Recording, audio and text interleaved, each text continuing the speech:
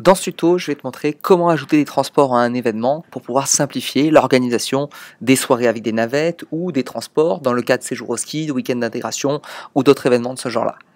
C'est très souvent la galère au niveau des bus, on ne sait jamais combien il y a de place, combien il en reste dans chaque bus, et il arrive très fréquemment qu'il y ait trop de personnes dans un bus qui comptait moins de place que prévu. Studil va pouvoir aider tous les organisateurs dans ce cas-là, notamment au niveau des transports, ce qui se trouve dans la partie complément de l'outil de gestion d'événements. Complément, transport. Ici, on a la liste de tous les transports. J'en ai déjà créé un au préalable, mais on va en créer un de nouveau ensemble. Ajouter un transport. Tout d'abord, il faut sélectionner un trajet. C'est-à-dire que pour un même trajet, par exemple dans le cas d'un week-end d'intégration, comme c'est le cas ici, il y a le trajet très souvent du campus jusqu'au camping.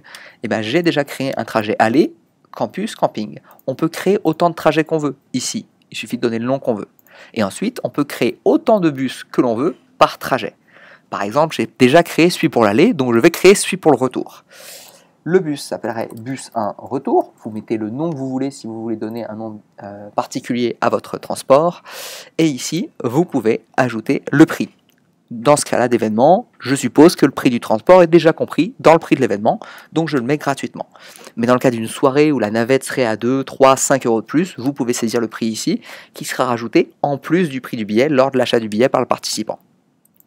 Le bus contient 45 places et il part à la date de fin de l'événement. Cet événement se termine le 2 octobre de l'année 2016 et donc il va partir le 2 octobre à 17h00 et il va arriver 2 heures plus tard, le 2 octobre, donc toujours à 19h00.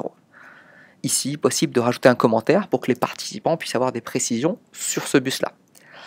Chose importante, vous pouvez choisir, vous organisateurs, qui peut accéder à ce bus-là. C'est-à-dire à quel ticket il est relié. Si je suis adhérent, je vais avoir accès au ticket adhérent, donc que j'aurais préalablement créé dans la billetterie.